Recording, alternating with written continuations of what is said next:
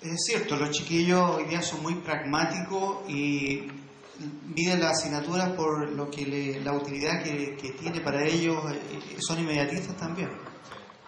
Por eso que es un esfuerzo nuestro y otras asignaturas como arte, por ejemplo,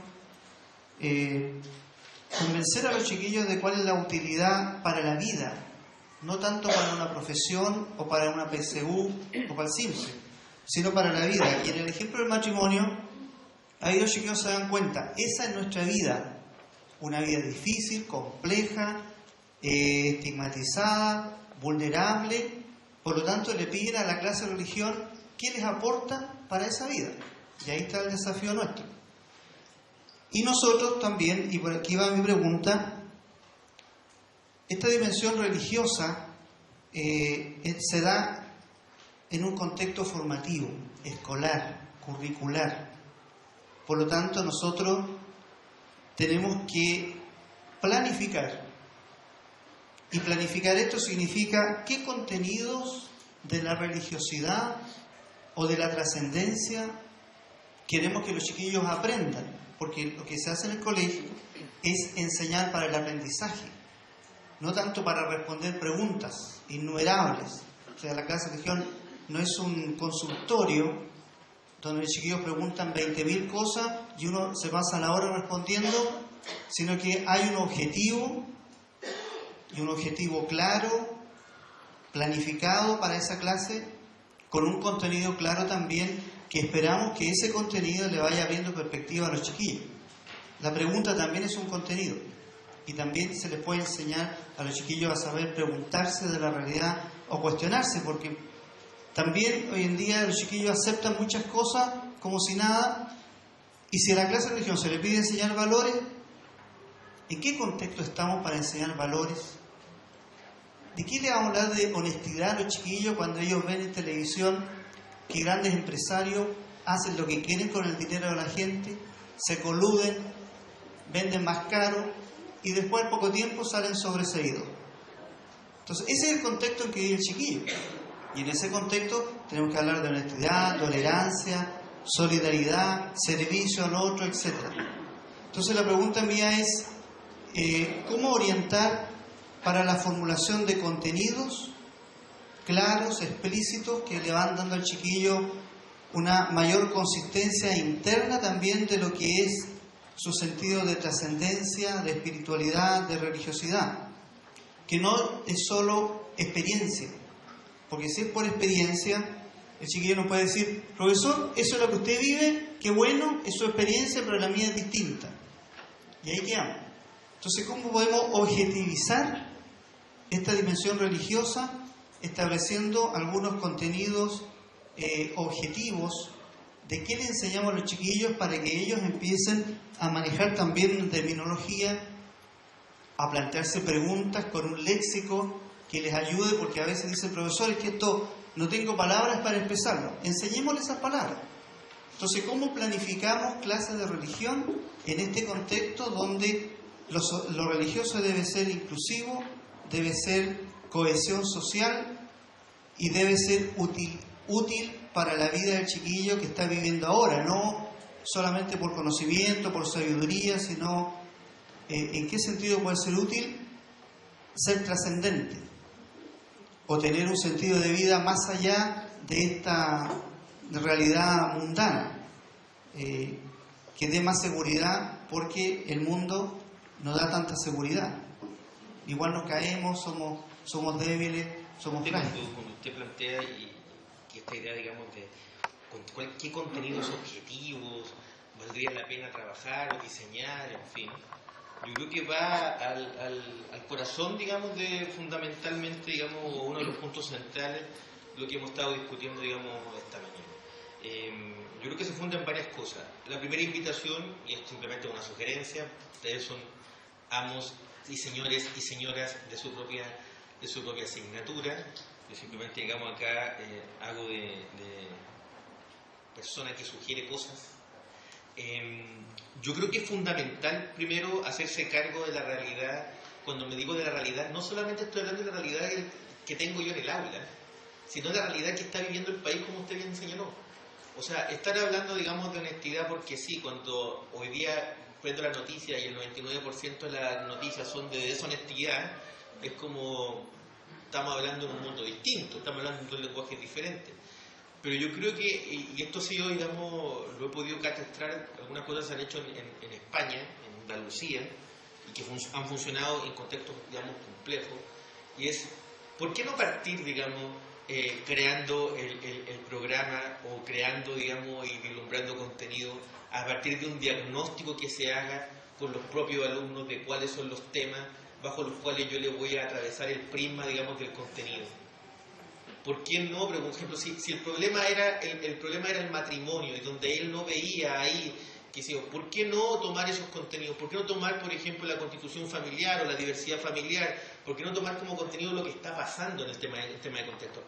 El tema de contexto es el contexto país. ¿Por qué no trabajar temas, digamos, donde está, ojo con algo, cohesión social en términos, digamos, de religiosidad implica también bien común? Y yo no conozco, digamos, todavía, probablemente a lo mejor también por mi ignorancia, no conozco colectivos que no quieran el bien común. Por lo tanto, ¿por qué no partir de aquellos patrones, digamos, que de alguna manera, digamos, potencialmente podrían, digamos, de alguna forma mejorar ese bien común en el cual ellos se sitúan? ¿Por qué no trabajar aspectos, digamos, como usted señalaba, la misma honestidad, pero también vislumbrando, digamos, de otra perspectiva, vislumbrando el tema del esfuerzo, vislumbrando, digamos, el tema del afecto, el tema del amor? ¿Por qué no? O sea, los textos bíblicos, los textos, digamos, religiosos nos dan muestras de sobra respecto, digamos, a temáticas que son más macro, digamos, que lo religioso institucional y que están en el seno de lo sagrado. El amor, el afecto, la solidaridad, el conmoverse con el otro, la ayuda al prójimo, en fin, o sea, en términos de contenidos conceptuales, que es lo que usted bien señala, y yo comparto plenamente cuando usted dice, es que ellos a veces sienten cosas, viven cosas, pero no tienen cómo expresarlas. Bueno, enseñémosles a expresarlas, digamos, en esta terminología. La terminología no la vamos a inventar nosotros, ya está dada. Lo que sí tenemos que, de alguna manera, enseñarles es cuál es la cabida que tiene esa terminología en mi vida cotidiana. ¿Cómo no va a ser potente enseñarle, digamos, en una etapa formativa a alumnos, hombres y mujeres, a una cosa muy sencilla y muy básica, a ser mejor persona? Fíjese que hay una cosa que es súper interesante. Hay un profesor de religión que me lo comentó, digamos, hace 6 meses atrás, que a partir de su asignatura implementó un programa que tiene que ver con igualdad de género en religión. Si uno entiende, digamos, que la desigualdad y la violencia de género entre hombres y mujeres se genera a más temprana edad, el niñito de azul, la niñita de rosado, la niñita es débil, es llorona, el hombre no llora, ese tipo de tonteras que probablemente nos enseñan a todos nosotros. El hombre no llora, el que llora, digamos, es tal cual, y lo enseñamos de mucho, es muy brutal. Entonces, ¿por qué no, digamos, trabajar temáticas como el respeto al otro, el tema, digamos, no hay diferencia en términos de habilidad entre hombres y mujeres? Se acabó la idea del azul y el rosado. Eso ya no es de esta era. Digamos. Entonces, ¿por qué no tomarlo? Simplemente lo digo como un ejemplo que no es mío, es de otro profesor de religión. Dice, bueno, a mí me interesa, digamos, viendo que mis alumnos vienen de contextos difíciles, donde hay violencia, digamos, del padre hacia la madre, o del hombre hacia la mujer. ¿Por qué yo no voy a poder en mi clase de religión tocar temas que tienen que ver con temáticas de igualdad, de respeto, de no violencia, a partir de lo religioso, del amor al prójimo, del respeto por el otro, digamos, del aceptar, digamos, que el otro tiene diferencias conmigo, digamos que la diferencia no es un problema, sino una ganancia, digamos, de que lo sagrado está presente en esas decisiones. Lo sagrado no es simplemente, digamos, mirar al cielo. Muchos de los alumnos, yo lo hemos experimentado a través de algunas focus grupales, digamos, piensan que lo religioso es Dios. Lo religioso es Dios, los santos y la Virgen. Entonces, es que no es eso. No es eso lo que estamos buscando. Lo que estamos buscando es que el discurso religioso, lo que estamos buscando es que ellos sepan también, como menciona, vivenciar lo sagrado. Digamos, y bueno, si él lo vivencia distinto al profesor, qué bueno, no tendría por qué tampoco vivenciarlo igual. O sea, Entonces, es transformar, y por eso es lo que yo pretendo, y a lo mejor suena fácil, pero es difícil de implementarlo, y eso me hago cargo, pero, o sea, hay que experimentar, digamos, como decía, tomando las palabras, digamos, del Papa Francisco, hay que meter ruido. Y la idea es, metamos ruido en la clase de religión, ¿por qué no? Hay en esto que está diciendo Luis, que preguntó Daniel, lo voy a dejar tirado como así como una reflexión. Yo creo que nosotros como colectivo profesional tenemos que construir lo que pedagógicamente se debería llamar la disciplina escolar religiosa. Es decir, cuál es la ciencia básica que sostiene el saber del profesor de religión. No sé si me explico. Y hay autores ahí que son muy potentes en esta materia, que dicen que un buen profesor debería saber de currículum, entender muy bien el contexto, debería saber teología, debería tener a la base el saber de la ciencia religiosa. Este es un gran desafío que tenemos, porque el paso de un ramo de religión que tuvo que ver mucho tiempo más con la catequesis y que hoy día está en crisis, con una pedagogía en religión, tiene que ver con la capacidad de que podamos hacer una disciplina, un saber experto del profesor de religión.